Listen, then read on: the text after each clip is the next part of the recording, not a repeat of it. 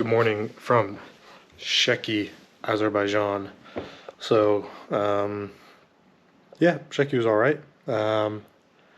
Palaces were meh, but the caravanserai was really cool. Walked around a little bit last night, pretty quiet. Area that I was staying in. There's a much more popular, like the old town where the palaces and the caravanserai were. There were a bunch of shops and stores, and I saw signs for hostels, so I assume that's the more popular touristy area. So Sheki's pretty cool to check out today, driving all the way back down and around the mountains close to Baku, and then back up north going to Guba and Gusar. So there's a couple things there I want to check out, but it's about 6 hour drive. So gonna get breakfast, get on the road.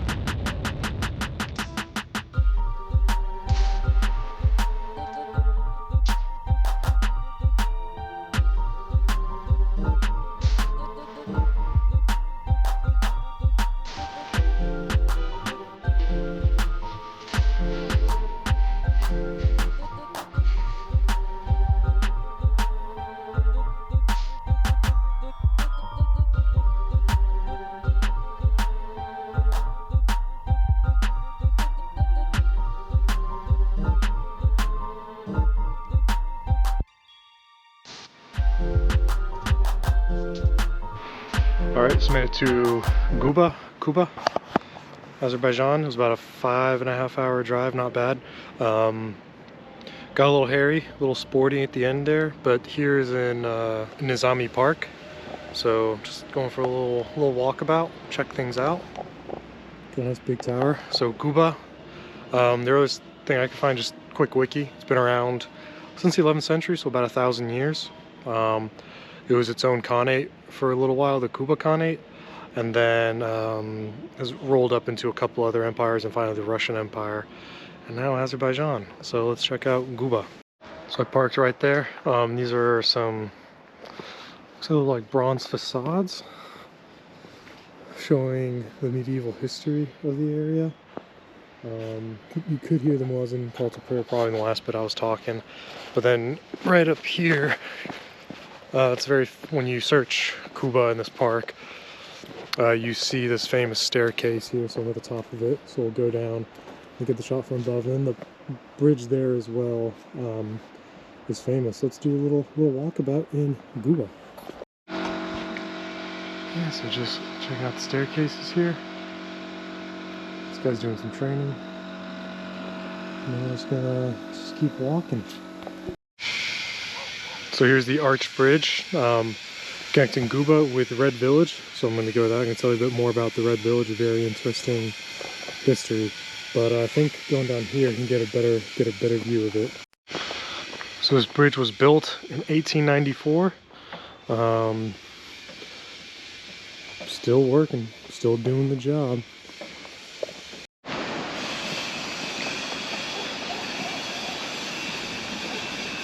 Crossing over now the arch bridge, going from Guba on the south bank to the north bank, which has the Red Village. Crossing over the Kudyal River into the Red Village, so called that for a few different reasons. One potential reason was because of the red brick, or the red roofs. Another reason is that it received a protected status during World War II and after. The reason being, it's a town of almost entirely made up of Jews, and believed to be the only town outside of Israel or the US that is primarily Jewish.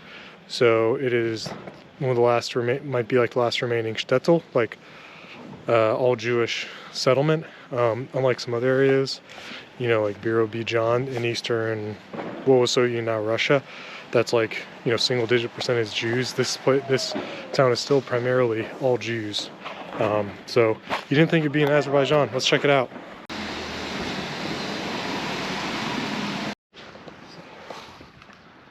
So it's the Six Dome Synagogue, built 1888. You can kind of see the six domes on top there, and it's being guarded by soldiers who weren't not allowed to get closer, take pictures, anything like that. So being protected. Here's another small synagogue. There's soldiers out front. I'm not gonna get too close, get videos, but I think this is the second synagogue in the town here. So it's a synagogue they turned into a museum to just talk about how hundreds of years ago mountain Jews, as they're called, moved here and settled here, and they've stayed here ever since then. So gonna learn more about the history. A list of rabbis. So the oldest name on there that I saw was from the 18th century. So they've been here, 17th, 18th. So they've been here at least 400 years, it would seem. I don't see anything older than the 16th century. But they still speak a language, Judeo-Tat, so a different, I know it says no camera, but they said we could, so. So it looks like there were schools here, Jewish schools, and then during the Soviet Union times, those were closed, and they set up Russian schools here, but then they kind of went back on that in the 50s, so it seemed like they went back and forth, and maybe because it was only a few decades of Russian schools that they've been able to keep their languages and culture so intact here. So they speak the Juhuri language, southwestern group of Iranian languages. Interesting. So talking about the different dialects in languages here. So here in Guba, here up in Derbent, and then you get into Caucasus, Russia. Only about 2% of their words are Hebrew Aramaic origin, so very interesting. It's so similar but very different from a lot of other Jewish communities because they've been so isolated for so long, but still following a lot of the traditional and culture customs.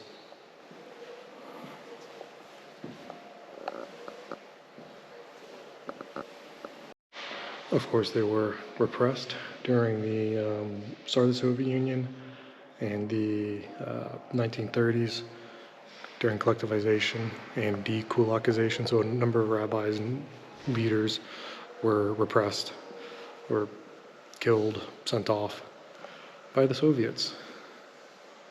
Yeah, the Jews were not a favorite people during Soviet Union times, so they were especially persecuted. But they, in this town in particular, they kind of kept the culture going underground. Mountain Jews in World War II. So some refugees, some Jewish refugees were moved here to this region, and then plenty of them fought in the war as well. So here's a few heroes of the Soviet Union, and here there are names of those who died fighting in the Great Patriotic War, as the Russians and Soviets call it. And there was one mountain Jew who fought in the Jewish Brigade, which was a part of the British Army. Interesting. And then a lot of these Jewish Brigade went on to Israeli Army. So very interesting. They were been able to survive through so much and for so long. So this is an interactive map of the Caucasus for the mountain Jews, and so you can click on one and say Vladikavkaz. It says there's a small community, but let's see, Gabala, where we just were. So Gabala, and then the Jews moved. There's about 20 families that were there 100 years ago. We'll just look at Makashkala. So let's talk more about the amount of families that were there. Today there's one synagogue in use for less than 2,000. So pretty interesting. Let's see, in Baku. So there's about 13,000 people there. So they're spread all over the place, but right here in Guba, the Red Village is the only one where it's almost all Jews. Everywhere else they're a small minority. So interesting, cool. This is the Red Village main street. Pretty quiet.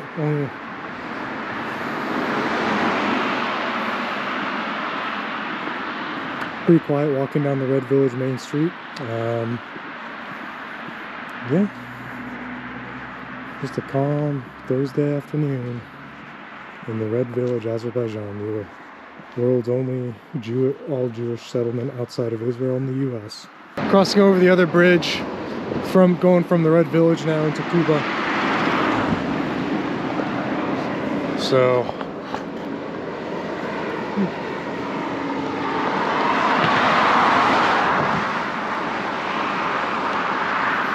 walking back to where I parked now near Nizali Park, and cross back over the bridge from the Red Village, and coming up now on Juma Mosque. So this mosque has been here. The first stones supposedly were laid in the 14th century, so it just goes to show how long this town's been here. Obviously it's been restored, you know, throughout the centuries, but yeah, just another stop. I think that's it for Guba. I think calling it a day, staying in a nearby town because I couldn't find a hotel in this city. So more tomorrow. Good morning from Gusar, Azerbaijan. It's a small town right over the mountains from where I was last night in Guba. Is where I stayed here tonight in Gusar. So again, another small town, been here for centuries, and during the Russian conquer of the Caucasus during the Caucasian Wars from about 1817 to 1861 or 64, so almost 50 years of fighting. This town was completely rebelled from 1837 to 1839. Ladders everywhere. This place fought against Russian rule. So yeah, and here there's a museum I'm gonna go to because one Lada, two Lada. I'm cutting a lot because there's a lot of cars driving by. There's a museum here. It's a house museum for a Russian writer named Lermontov, because during the wars in the Caucasus, this region kind of had a mystical feel, similar to the Wild West in the USA, where a lot of soldiers and generals kind of earned their stripes, as you'd say. A lot of fame. Lermontov was a soldier here. He became an author, very popular in Russian literature, and he actually lived here for a bit. He fell in love with the region, had a lot of respect for the warriors of the Caucasus, and loved the mountains and the beauty. So here we have a Porsche. I don't know what kind of Porsche this is, but very interesting. All right, let's go see the rest of Gusar. So it seemed I found the Lermontov House Museum, but it's closed or not even ever open. Mixed reviews on Google. Some said it was open, some said it was never open. Door was closed, locked, no one answered.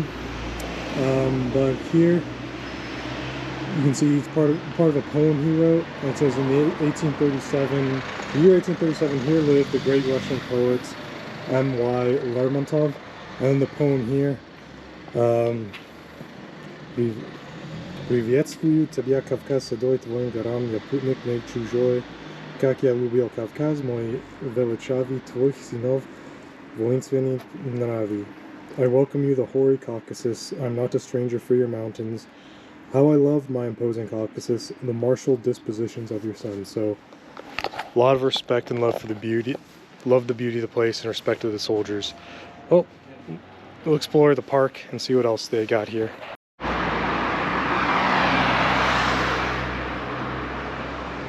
So going into Lermontov Park now in central Gusar. Let's check it out.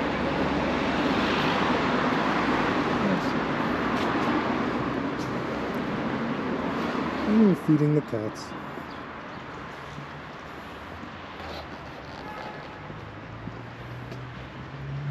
Seems just like a nice park. Starting the last leg of the road trip, going back to Baku. Gonna make one or two stops, we'll see. But yeah, last day of the Azerbaijan road trip. Got my snacks, so let's drive. There's a pretty good toll road going north from Baku. I mean, there's like no speed limit there, so cars were going flying by. Quick side note, there was a speed limit there. I found this out the hard way when I turned in my car at the end of this, and I had to pay over $120 in speeding fines. There is a speed limit, there just weren't signs, and I did not see signs for radars either. There's radars all over Azerbaijan roads, but on this toll road, I just didn't see the radars, and there was no speed limit signs from when I got on to when I got off going this way. So, word of warning.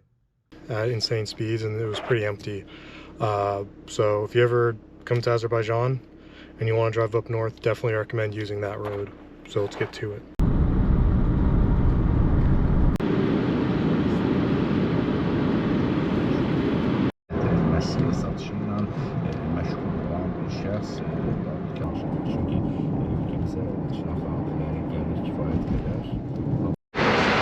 So decided to pit stop on the way back.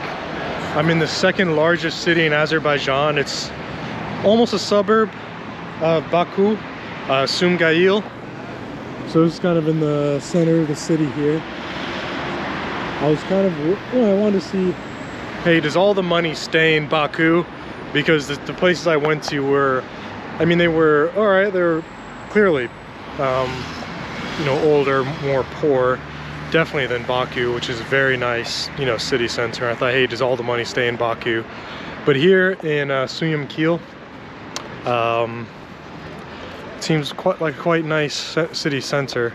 This is also, I passed through a bunch of kind of factories, industrial area. So there's a lot of looked like gas and oil processing infrastructure. Also, there's a BYD, the Chinese EV, a BYD factory here. So probably a lot of industry. So a lot of the money from Azerbaijan probably comes from this city. Yeah, so let's explore it a little bit. Reading a bit more about the city, and this was been around for about 400 years. The earliest writing about it is 1580, but I think it just stayed a small village until the Soviet times, because once they discovered oil and gas in the area, then it started being built up. The Soviets first started the build up and then continued after the dissolution of the Soviet Union. Now it's the second largest industrial center after Baku. So hence why we've got some nice buildings here right on the seafront. So not a bad place to walk around. Not a bad place to check out for a day. So there's like a promenade boardwalk here. So you can check it out. The beach seems pretty muddy. I have note, I think this means no bikinis. So sorry guys, this wasn't going to be the next Ibiza, I guess.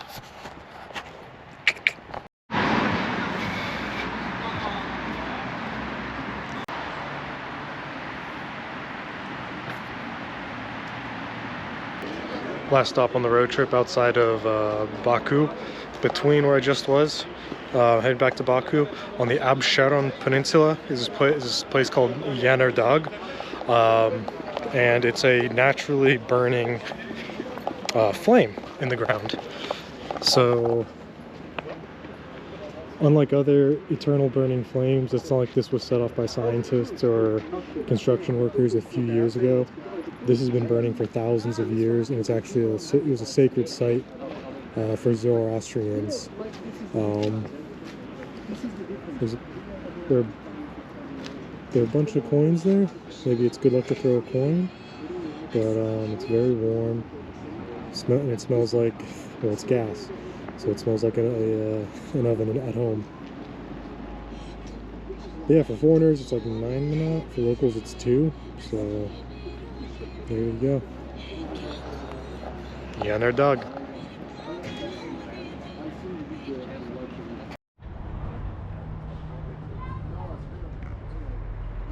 The flame is just down there, and there's the sign, Yanardag. You can take a walk up. There's a view here, looking out onto the sea.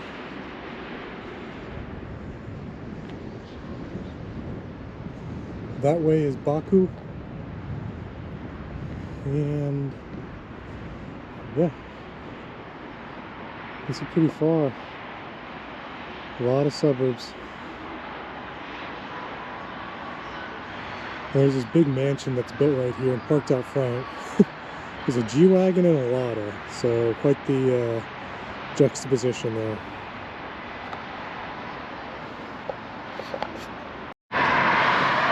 Last day in Baku, gonna check out a few more sites. Flying back home, well, starting my journey home tomorrow.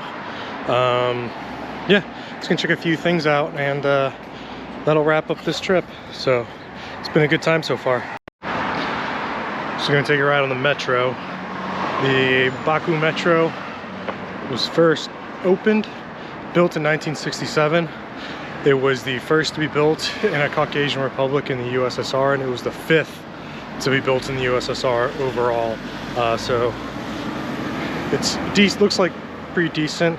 Not huge, but Baku's not exactly a huge city anyway. So supposedly it's very similar to other old Soviet metro systems, very deep and nice interior. So let's check it out.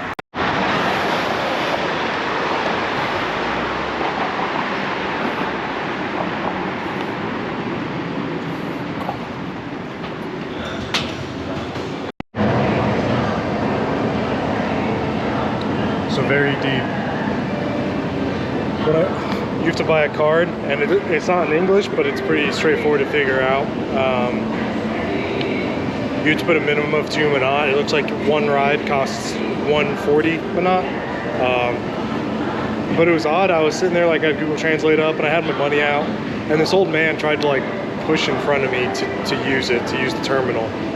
So a little rude, and I just kind of elbowed him back and pointed at it and pointed at myself, like, I don't know, rude people out here.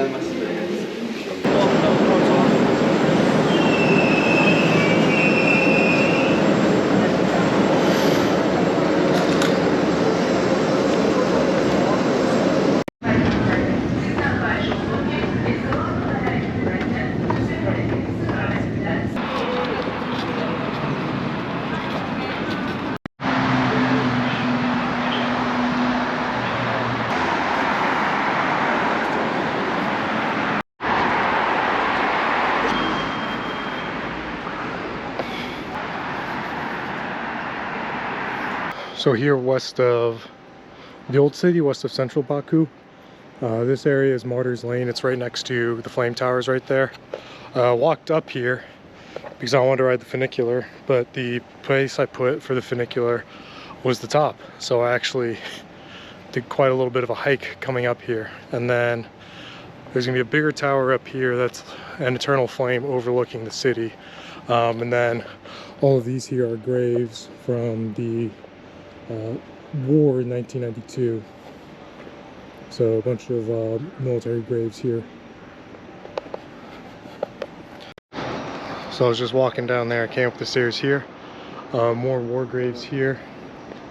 And then coming up around the eternal flame overlooking the city. Let's get a closer look.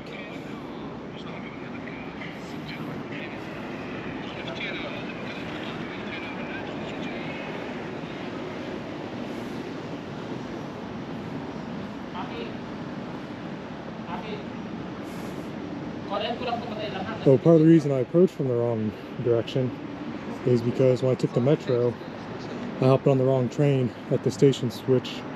I just followed the signs for the line and station I wanted to go to, but I ended up hopping on a train too early. It took me in the opposite direction. So instead of coming to the funicular from the east like I wanted to, I came at it from the north. Hence why I had to climb up. Yeah, here's Baku. Cloudy day. It's actually quite cool temperature-wise, so the sweater's perfect.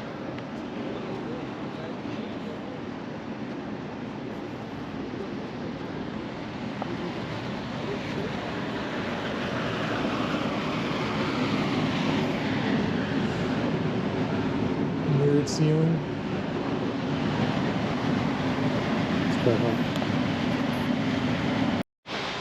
So next to the Eternal Flame in Martyr's Lane is a rather interesting monument. So to British soldiers who died fighting here in the Battle of Baku in late 1918. So just not going to do a full-blown huge history lesson, but after Imperial Russia collapsed, abdication of the Tsar, creation of the Soviet Union, Russian Civil War is going on. There was a part of Azerbaijan that was independent, and Baku was part of the Bolsheviks. So, and there was also a detachment of Brits here. So the Soviets started a campaign to take Ganja in west of Azerbaijan. Azerbaijan asked the Ottomans, excuse me, for assistance. So the Ottomans sent an army, and Ottomans and Azerbaijan armies attacked Baku, and the Soviets did not send any reinforcements to Baku. So the Soviets and the Brits lost, and after that the capital was moved from Ganja to Baku, where it has remained to this day. So little interest, it's kind of just sitting here in its own little garden next to, you can't quite see it, but the flame tower is just beyond the marker there, but then the flame tower is right here, and there's a funicular right over the hill. So let's go ride the funicular. Let's put the fun in funicular. Getting on the funicular costs 1 manat each, so it's a bit of a...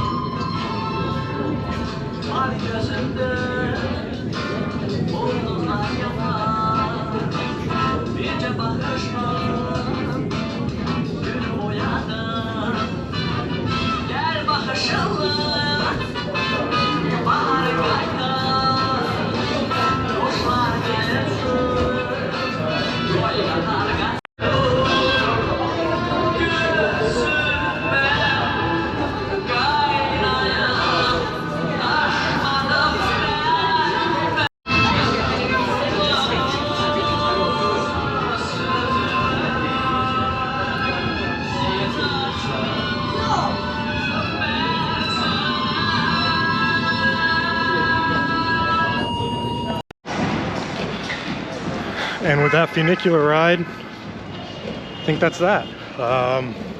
Just gonna go get dinner in a bit here, go back and pack my workout, go to the sauna. But yeah, that's I think that's that for Azerbaijan. So good time. I don't know what to say.